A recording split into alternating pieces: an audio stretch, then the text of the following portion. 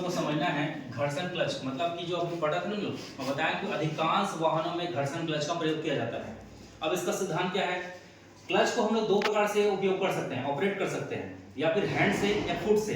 Hand से operate करने के लिए बोलते हैं हैंड क्लच, मतलब बाइक में देखो, बाइक में दबाते हैं तब गियर लगाते हैं, ठीक है। गियर कम करना होगा तो भी क्लच को दबाते हैं, गियर कम करते हैं। समझ आ रहा है? जैसे हम गाड़ी को चालू किए तो हम जैसे पहले क्लच को दबाते हैं, देखो ना, इंजन के बाद पहले क्या होता है? क्लच। तो इंजन चालू होने के बाद हम क्लच को दबाते हैं, फिर गियर लगाते हैं, तब गाड़ी आगे बढ़ता है। बात समझ आ रहा है? तो हम ऑपरेट करने के लिए अब हैंड से ऑपरेट करते हैं या फुट से। फुट क्लच मतलब क्या होता है? जो बड़े वाहनों में, जब फोर पहिए मतलब चार पहिए वाले वाहन जो होते हैं, जैसे कार हो गया, बस हो गया, ट्रक हो गया, इन सब वाहनों में पैर से ऑपरेट किया जाता है। लेकिन जो क्लच का जो सिद्धांत है वो सभी में सेम है। बात समझना है, क्लच का जो सिद्धांत होता है वो सेम होता है। एक चीज समझना है यहाँ पर मैंने पहले बता दिया है कि क्लच जो होता है तीन मुख्य चीजों से मिलकर बनेगा। सबसे पहले होता है फ्लाईव्हील।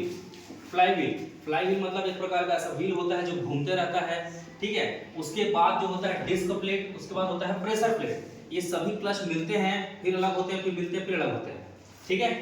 इसमें प्रेशर प्लेट और डिस्क प्लेट, ठीक। अब यहाँ पर समझना है घर्षण क्लच का सिद्धांत। अब मान के चलो दो प्लेट है सी और डी। मैं बताया ना, क्लच इंगेज होता है या डिसएंगेज होगा।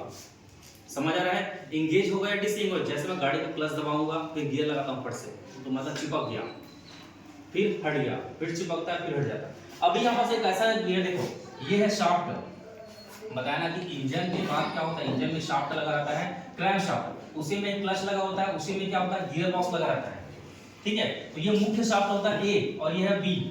ध्यान देखना, यहाँ पर दो प्लेट हैं और दो शाफ्ट हैं। शाफ्ट ए जो है वह क्लच सी के साथ जुड़ा हुआ है, और शाफ्ट बी क्लच डी के साथ जुड़ा हुआ है। समझ आ रहा है? दो प्लेट हैं जिसमें से शाफ्ट ए प्लेट सी के साथ जुड़ा हुआ है और शाफ्ट बी प्लेट डी के साथ जुड़ा है। अभी दोनों क्या है? संलग्न नहीं है। दोनों क्या है? संलग्न नहीं है। जैसे ही शाफ्ट को W RPM से घुमाया जाता है, W मतलब बल दिया जाता है, तो क्या होता है? N RPM से गति करने लगता है। RPM मतलब बताया ना, RPM मतलब किसी भी घुमावदार वस्तु या कोई भी घूमने वाला चीज को नापते हैं। कैसे नापते हैं? RPM से नापते हैं, रिवॉल्यूशन पर मिनट। जैसे पंखा ये घूमने वाला है, उसको कैसे नापूंगा? मशीन आता है, मशीन को इसमें लेजर में से करूंगा, फिर वो बता देगा कितने रिवॉल्यूशन पर मिनट, एक मिनट में कितनी बार घुमा। वैसे ही कोई भी घूमने वाला चीज होता है उसे नापते किससे हैं? RPM से नापते हैं। जैसे पानी को लीटर से नापेंगे, टेबल को लंबाई स्केल से नापेंगे, वो सब तो नापने का तरीका होता है भाई। वैसे ही जो घूमने वाला चीज है, गाड़ी में देखो कि पहिया घूमता है तब बस दिखता है स्पीड मीटर वगैरह, है ना। तो यहाँ पास क्या होता है? जैसे ही इसे W बल दिया जाता है, ये N RPM से घूमने लगता है। अब जैसे ही घूमेगा प्लेट ऐसे चिपक जाएगा। समझ आ रहा है? जैसे ही प्लेट ऐसे चिपकेगा, इसमें घर्षण बल का सिद्धांत लगेगा। घर्षण से हम क्या करते हैं? ऊर्जा का फिर स्थानांतरण कर पाएंगे। बात समझ आ रहा है? ये छोटा सा कॉन्सेप्ट है, इसको समझना है बस। सर्वप्रथम क्या होता है? एक शाफ्ट है, शाफ्ट के साथ प्लेट सी संलग्न है, ठीक है, और शाफ्ट बी है, शाफ्ट बी के साथ क्या है? प्लेट डी है। अब इसमें क्या है? ये जो है ये संलग्न नहीं है, संलग्न नहीं मतलब चिपका नहीं है। जैसे ही इसे W बल से क्या किया जाता है? W बल दिया जाता है, मतलब कोई बल दिया जाता है, W बल दिया जाता है, ये N RPM से घूमने लगता है। और जैसे ही N RPM से घूमेगा ये चिपक जाएगा। सिंपल सा कॉन्सेप्ट है भाई, प्लेट ऐसा नहीं है जैसे मैं क्लच को दबाऊंगा तो प्लेट चिपक जाएगा। समझ आ गया बात समझ आ गया? अब यहाँ पर क्या क्या कार्य करता है उसको नोट करना है। सबसे पहले W बल कार्य करता है, W बल कार्य करता है। उसके बाद कार्य करता है T मतलब होता है टॉर्क,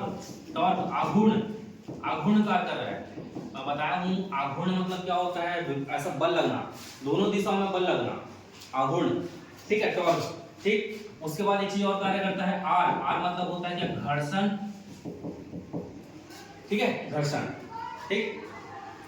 घर्षण सतह पर त्रिज्या R, ठीक है। R जो रहेगा घर्षण सतह पर क्या रहेगा? उसका त्रिज्या, मतलब प्लेट का जो त्रिज्या होगा, कितना एरिया में घर्षण हो रहा है, ठीक है। इंपॉर्टेंट है, ध्यान समझो इसको, ठीक है। नहीं समझ आए एक बार और समझाऊंगा भी, ठीक है। समझने का प्रयास करो। दो प्लेट है भाई, शाफ्ट है। मैं पहले बता चुका हूँ कि हर प्लेट देखो, ये होल बना है, ये शाफ्ट है, समझ लो।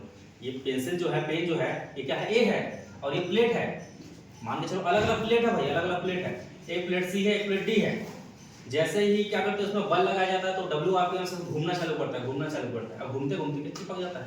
वही घर्षण हो रहा है, ठीक है। तो है बल कार्य कर रहा है, टी टॉर्क का है, आर क्या है, घर्षण सतह पर त्रिज्या है, ठीक है। तो यहाँ एक बल कार्य करता है टी बराबर म्यू डब्ल्यू आर, ये बल कार्य करता है, इसको याद रखना, ये इंपॉर्टेंट है ये।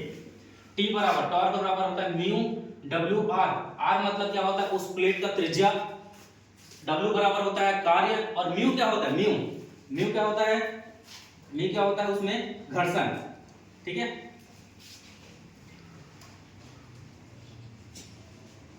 यहां तक समझ आया, ठीक। एक चीज इसमें पढ़ रहा हूं, ध्यान समझना।